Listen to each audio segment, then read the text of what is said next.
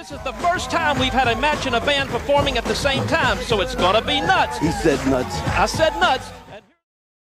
Welcome to Jobbed Out, the wrestling editorial that reminds you that wrestling on the beach may seem like a bad idea, but it's sure to be entertaining. Okay, that dad joke was my worst one yet.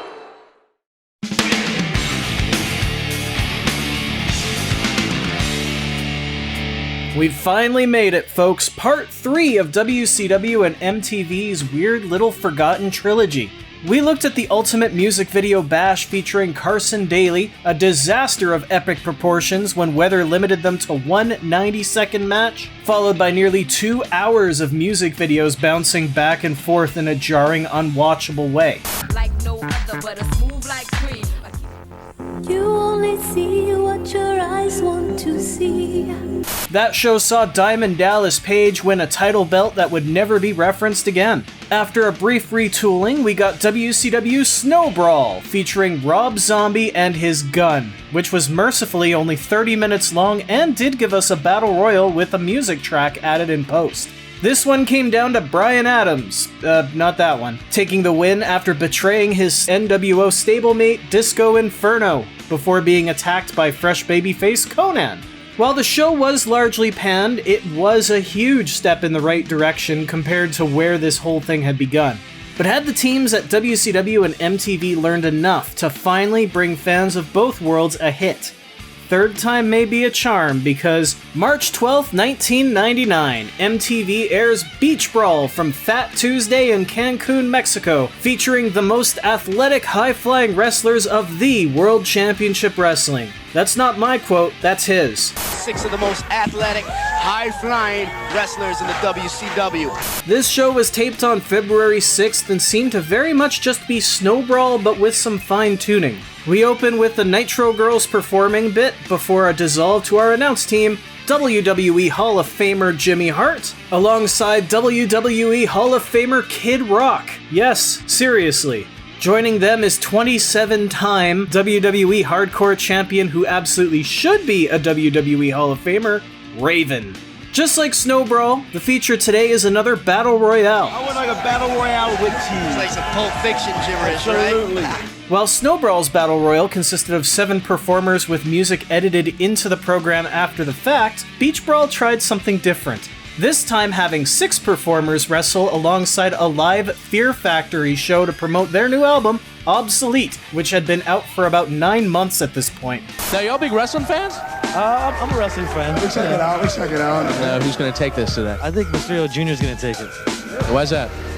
Because he's Mexican. Oh man.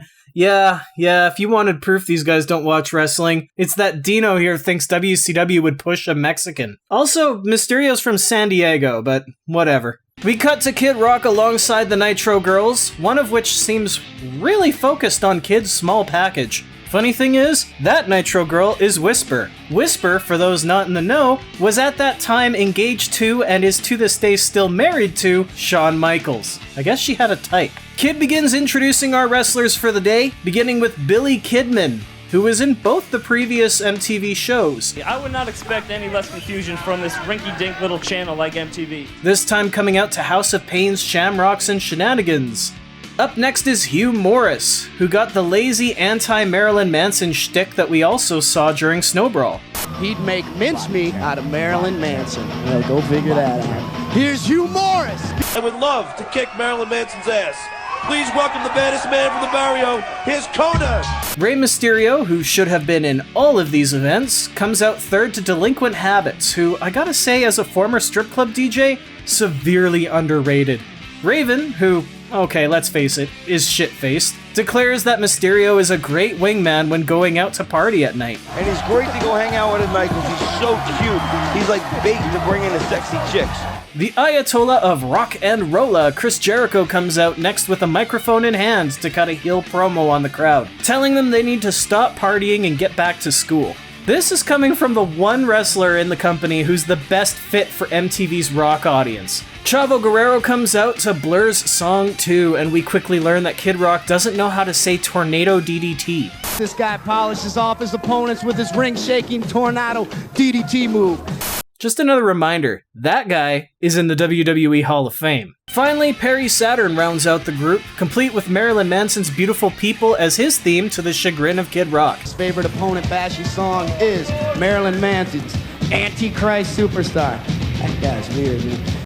Okay, seriously, who at MTV during this time had such a big problem with Marilyn Manson? With that said, Kid Rock sends us to commercial. When we return, the Nitro Girls are dancing to Fatboy Slim, and Kid makes Raven corpse on TV. Raven, what's up with them rhythmically challenged Nitro Girls? Never mind. I know this goes without saying, but the amount of fucks Raven specifically chose not to give during these MTV appearances make him the absolute man. Kid Rock instructs Fear Factory to begin playing, and what we get after that is pretty much everything people disliked about Snow Brawl. Fear Factory was to perform 3 songs while we cut between the crowd partying and spots in the ring. Raven, the absolute superstar, takes a jab at both Jim Ross and Joey Styles. It's the Beer Stick Brawl! My God, it's all breaking down here in Tulsa! You're going crazy, everybody's off the hook! The shame here is, just like Snow Brawl, we quickly see that these guys have no idea who their audience is. Think about it. People who tuned in for standard MTV daytime music got Fear Factory. People who tuned in for a Fear Factory show got lots of cuts where different random guys are beating on each other, and people who tuned in for a wrestling show got to struggle to follow along as if Kevin Dunn was holding the remote control. Even commentary couldn't contribute much because they couldn't risk calling action that wasn't going to make it to air. Thank goodness they kept Raven's commentary intact, though. Could be some kind of Karana, or however you pronounce it. After a while, we see Hugh Morris forget the rules of a battle royal by opting not to throw a luchador into the crowd, only for him to be the first wrestler eliminated. During Fear Factory's second song, we see Saturn play some mind games using his dress as a weapon against Chris Jericho, who is actually the reason Saturn has to wear the damn thing. Chavo gets eliminated next during one of the moments where the cameras are on the band instead of the match. Hey, Chavo, beat it, Chavo, beat it. Beat it. Don't make me stand up, I'm commentating. I'll pull it. Don't make Raven get up and get you, man. Don't even come over here with that. Jericho then takes Kidman out before Jericho removes Saturn from the equation, bringing the match down to our final 2. These two, Jericho and Mysterio, would both go on to become WWE and WWE World Heavyweight Champions. Pretty cool. In the end, it's the future Demo God who gets the upper hand, taking the victory by crotching Mysterio on the top rope and shoving him to the floor. The fans who were just cheering for Jericho and holding signs with his name on them begin chanting "Jericho sucks" as commentary takes to the ring and awards Jericho the Beach Brawl trophy. First of all, Rock Kid, I just want to say I'm so Kid Rock. excited to win an award on MTV. Saturn then interrupts the celebration by taking Jericho out, not unlike when Conan took out our Snow Brawl winner Bryan Adams earlier in the year. Actually, there are a lot of similarities between these two shows. It wouldn't be a surprise at all if they used the same format and just swapped out the names. Saturn destroys the Beach Brawl trophy and hits the DVD on Jericho. Kid Rock then invites everybody to his hotel room for the after party, and our show comes to an end. Chris Jericho actually spoke about this moment in one of his books. Quote, "I wrestled a battle royal during MTV spring break in Cancun. I won and went out drinking for 14 hours straight with the host, a relative unknown named Kid Rock, who I referred to as Rock Kid in celebration. Only in WCW could you get a bigger push and a hell of a party when you were leaving the company." It's true, as Jericho would have his last TV match less than 1 month later and be relegated to house shows until his contract expired in July. Raven would be gone 1 month after that in a disaster of a backstage meeting that will someday be covered on this channel. Perry Saturn would follow suit in early 2000 alongside Malenko, Eddie Guerrero, and Chris Benoit, and the remaining 4 would stay in the company until its closure and purchase by the WWE in March of 2021. Between now and its closure, WCW never put another event together with MTV. And upon reflection, that's okay. The Ultimate Video Bash was a complete and total failure, but many of its failures were outside the control of those in charge. Snow Brawl was a complete format change, adding in music for the music television program. It was a battle royal, which in itself is a great filler match, but is difficult to follow along with without a ton of cuts. Finally, Beach Brawl offered some polish to what they had started earlier in the year, adding a crowd that couldn't not be rowdy as long as the beer's still flowing, and even gave them a live concert.